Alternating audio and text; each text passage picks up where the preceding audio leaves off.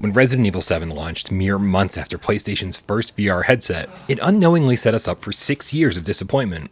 It looked great in the headset, added a new level of horror and immersion to an already amazing game, and caused us to wrongfully assume that if PSVR could handle games like RE7, then we must be getting ports of Call of Duty, BioShock, Alien Isolation, and all of our favorite PS3 and PS4 games. But that never happened, not even close, which caused Resident Evil 7 to be the best game on PSVR 1 for all 6 years of its life. So here we are with Resident Evil Village arriving at the launch of PlayStation VR 2, again blowing away all expectations. And I hope to God that history isn't repeating itself.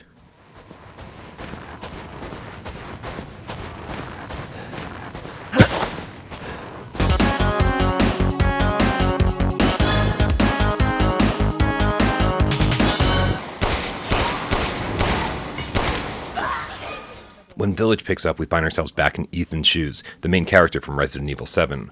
Mia and Ethan are both parents now with a newborn baby named Rose, and it seems like life has returned to normal, which makes the opening sequence kind of shocking, and some of the coolest moments I've ever experienced in VR. See, for a majority of Resident Evil 8's cutscenes, despite losing control of Ethan, you remain in VR and you're able to turn and look around freely, which is far preferable to being yanked out of VR every time a cutscene happens.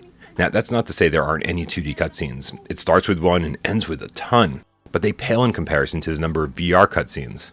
The cutscenes are a bit of a double-edged sword for me personally, though, because I enjoy playing Resident Evil Village so much that whenever the game takes over, I find myself disappointed because I just wanted to get back to the actual game. It's not a huge complaint, and I'm sure I'm in the minority. And luckily for people like me, the cutscenes are completely skippable, which is exactly what I did on my second playthrough. They're coming. Who is?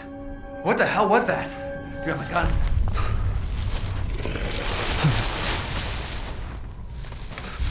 If you played any of the good Resident Evil games prior to this,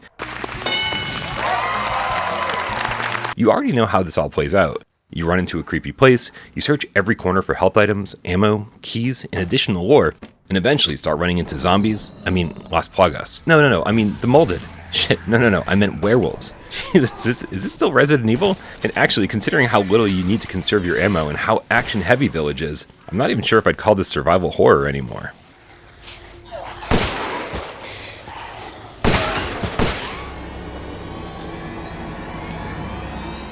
Not that Village isn't scary, because it is. And please, don't take any offense, but if the first time you played Village was on the flat screen, I don't want to hear your take on this. We already went through it with Biohazard. Because let me tell you that playing it in VR is a different story altogether. And there haven't been too many VR games outside of RE7 that have been scarier than this. Can I sit down? You know what? What if I just cower on the floor? Can I just do this? I found myself constantly looking over my shoulder, scared to turn around, and creeping around every corner. A lot of that has to do with the excellent 3D audio design too. There's always steam hissing, floorboards creaking, a soundtrack that keeps you on your toes, or some weird noise to accompany that shadow on the wall, always making you wonder if you're safe or not. It's not nearly as terrifying as Resident Evil 7 was, but it's not that far behind, ranking as possibly the second scariest VR game I've ever played. And when the action kicks in and you're surrounded by enemies, that's when the intensity kicks up and the horror drops down considerably. There will be moments where so many enemies are coming at you that you'll wonder if they'll ever stop, although it's never really a problem. You're armed to the gills with handguns, assault rifles, shotguns, mines, pipe bombs, sniper rifles, plus you can buy ammo, find ammo, and craft ammo, so you'll seldom find yourself in too much trouble. Okay, big guy.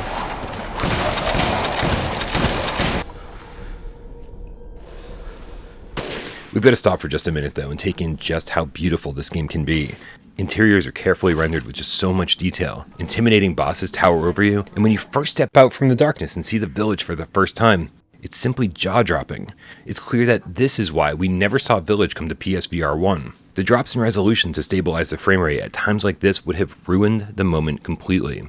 Now, despite claims to the contrary, Village doesn't look quite as clear in the headset as it does on your TV. The downgrades are minimal though, and trading a few jaggies for this level of immersion is a deal that I would take any day of the week.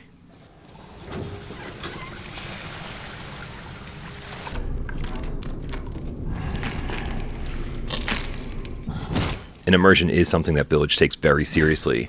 Unlike games that were actually built from the ground up for VR, you can't interact with everything.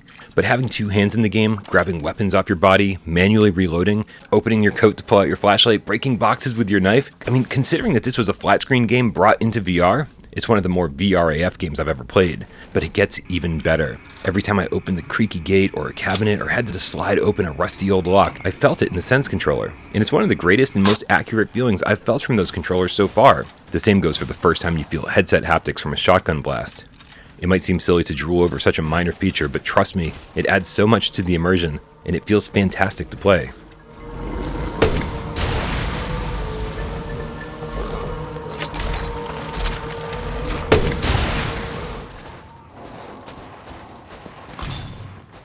Having finished the campaign twice now on 2 different difficulty levels, I have to say that it's quite the adventure. There are so many memorable moments as you go through the story. You're constantly introduced to new antagonists, new enemy types, and the boss fights are just awesome. Plus, there are so many reasons to take your time and enjoy the ride. Hidden gemstones, bird cages, and goat figurines are all beneficial once you see the merchant because they either unlock things in the store or give you free money to spend there. So keep your ears open because the goats make a very specific type of noise, and they're the only way to unlock new weapons at the shop, and some of them are extremely cool. So if you're the kind of person who loves to play and replay their games until you've seen absolutely everything, there's a ton to do here.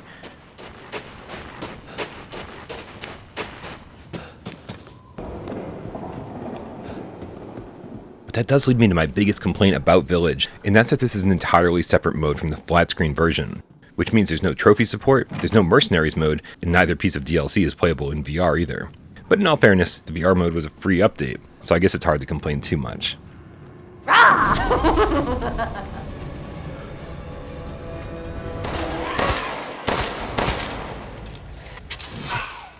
Just like Biohazard before it, Resident Evil Village sets a new high watermark in the land of VR gaming. It proves that the hybrid model is the only model that makes sense this generation for big budget VR games, giving us full-fledged AAA quality with great gameplay mechanics, awesome bosses, killer environments, and deep gameplay that's almost never found in VR games, making it not only one of the best PSVR2 games so far, but also one of the best VR games ever made, period.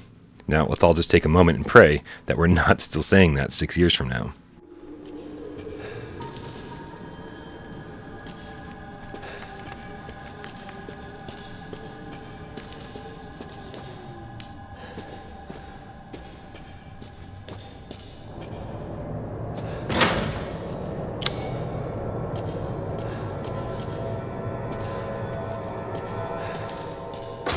I believe Cassandra caused all this mess.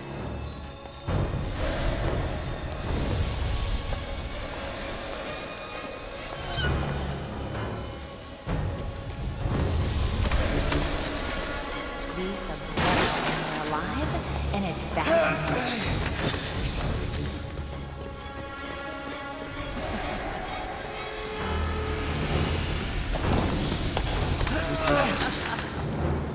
You're tonight's main dish. Where are you going, little one?